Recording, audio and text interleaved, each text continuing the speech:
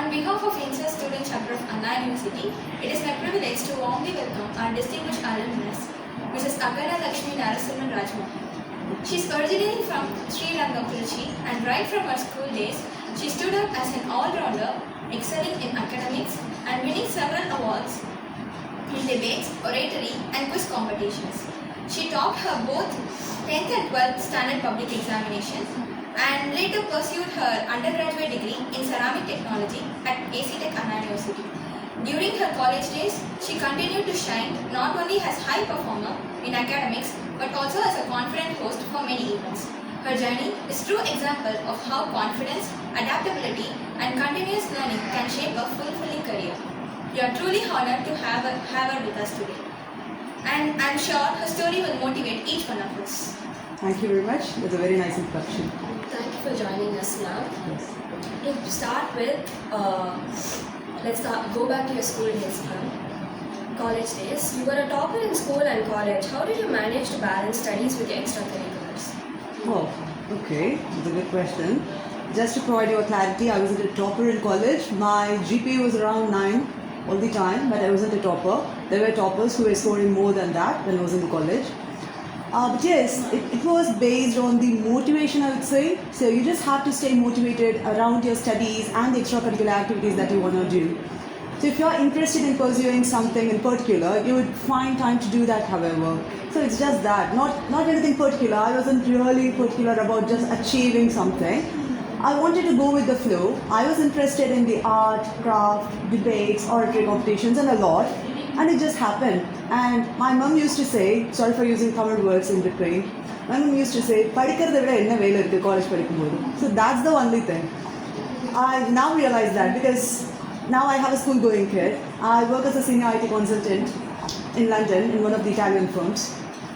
Life is literally overwhelming now. I have to take care of a lot of things. I have to take care of my work, my family, my school-going kid, their well-being and whatnot. So when I was in college, the only thing that I had to concentrate on was the studies. So it was easier for me. Might be it feels easier now. It may not have been the same when I was in the college. But we just had to go with the flow. And what motivated you? What motivated me? What motivated me? Probably our parents. I don't know if parents of this generation are the same. But I don't know if I can reveal this. It might even reveal my age. But I did my UG between 2009 and 2013. So parents of that age, they were really strict. They wanted us to perform well in everything that we did. So even from my school days, they were actually motivating me in doing everything that was possible for me. Every avenue I had, every opportunity I had, they wanted me to excel in there. It was sometimes stressful, but I don't blame them. That's how the parents were a few years ago. So that's the main thing. They motivated me. Every time I achieved, every time when people applaud for me, it started motivating me more. That's how it happened. Back to your UG days, which part of ceramic technology did you find the toughest and also the most rewarding? Okay. You may have to give me some time for that. As I told you, I started in 2009 and finished in 2013. So it's been like a few years now. Not few years, many years now. So I just had to go back to my college days to think of that. I would say probably refractories. Do you still study refractories? Yes. Yeah, okay. So personally, I feel refractories was a bit difficult for me. Is Manisha ma'am around here now? No, right, okay. She taught me refractories. She used to be really strict by that time, but it was really good. She used to give us every single notes. I still remember taking notes line by line.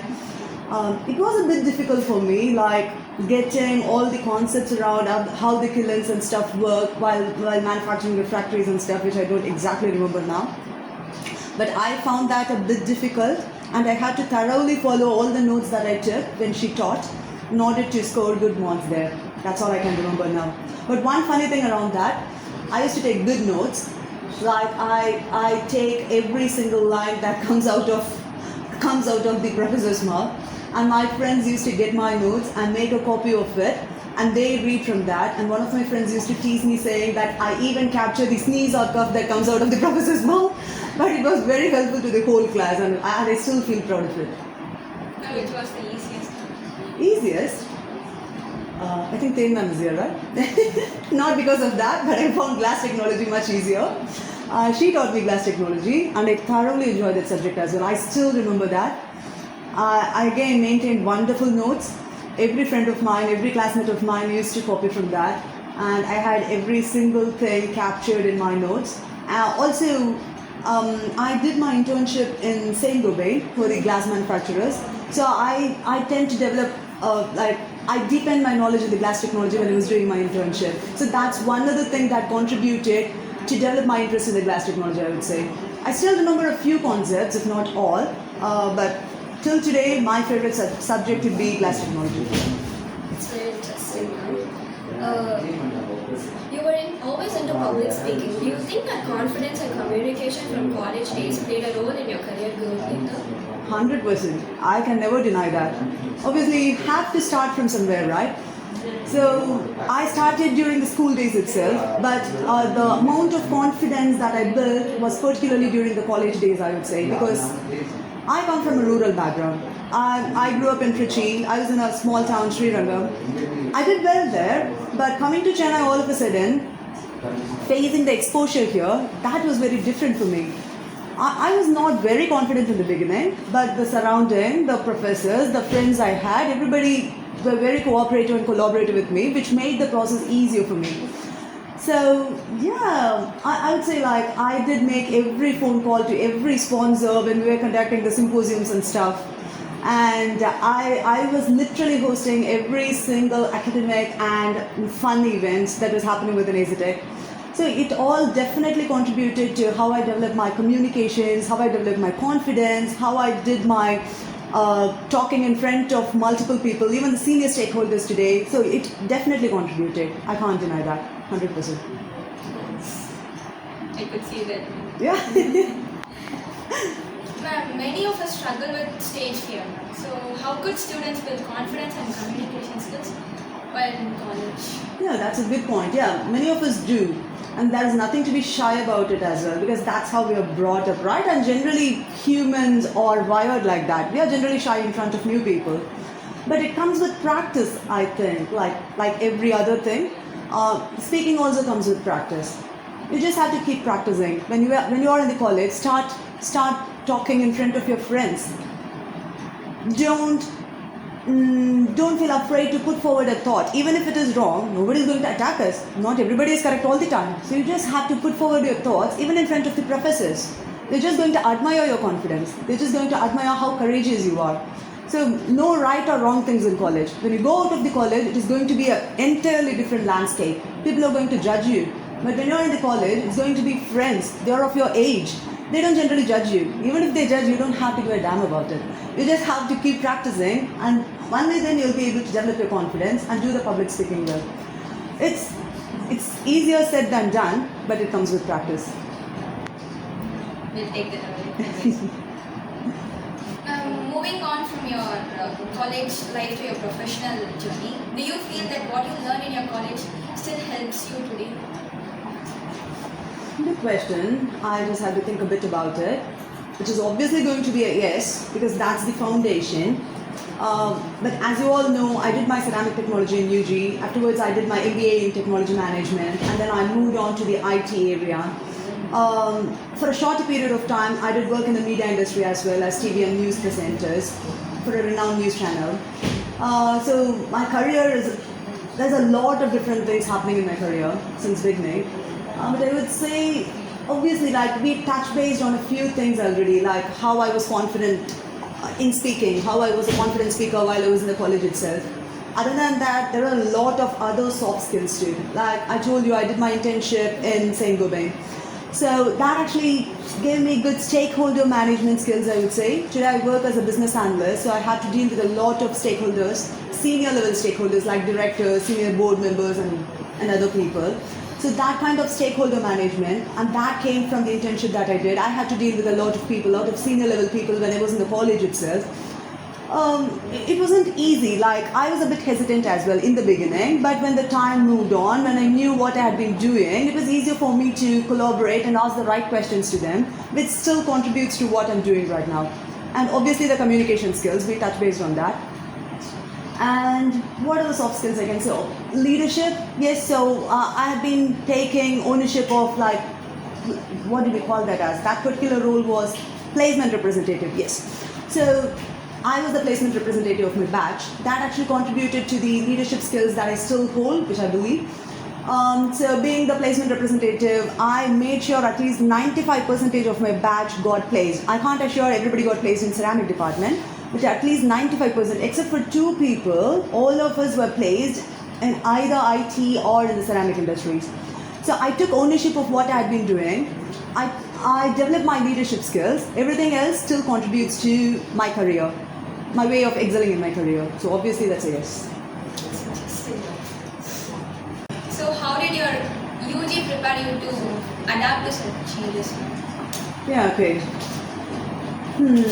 Speaking of which, I wasn't really ready to go into the IT. I was literally adamant to get onto the ceramic industry. But back in the days, like around 2013 and all, particularly I was interested in going into the Saint-Gobain. I was like thorough in their end-to-end process of glass manufacturing since I did my internship there. So I was really interested in getting into Saint-Gobain. But somehow it didn't work out. Back in those days, they weren't very particular about hiring women to work in the harsh conditions. So I didn't have any other option. I just had to move on to IT because all of us don't have a very rich background, right? Parents do need us. They made us study, they contributed to our university education. So I just wanted to pay them back. I just wanted to help them. I didn't want to sit idle just looking for opportunities in the ceramic industry, which I may not get. So I just wanted to move on to the IT industry and upskill myself to thrive there. And that's what I'm doing. So it's the situation that changed you to... More or less. But I love what I'm doing right now. I don't know if I'll be excelling this much in the ceramic industry if my life had taken a different path. Still, it would have been different if I chose to do that, if I had been given an opportunity to do that.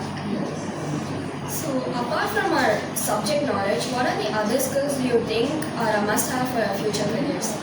Okay. Of course, subject knowledge is a must. If at all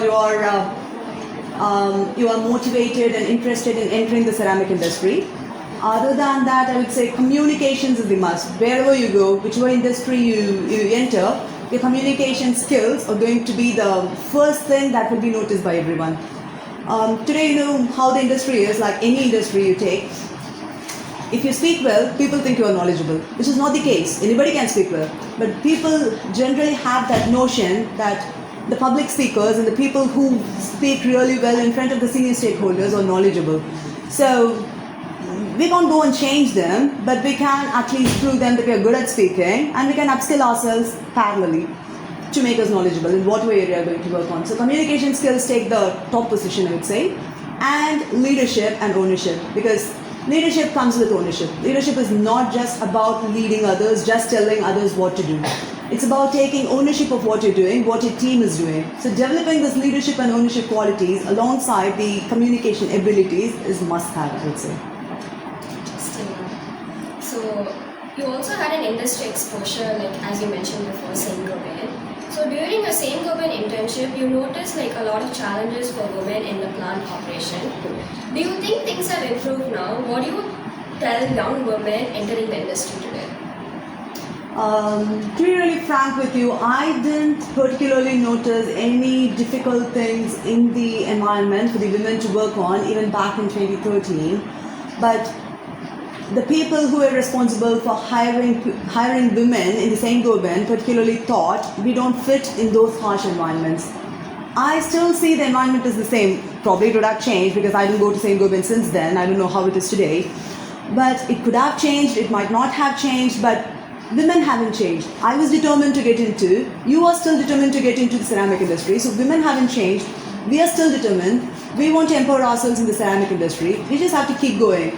I'm very happy for you all, even for the women who are going to come in the future, that they are given this opportunity to work in the industry they want to choose, they want to go in, which was not actually given to us. So I'm seeing a lot of updates on LinkedIn and other social media as well, and I feel really, really happy for you all. Please keep going, do whatever you wanted to do, spread your wings.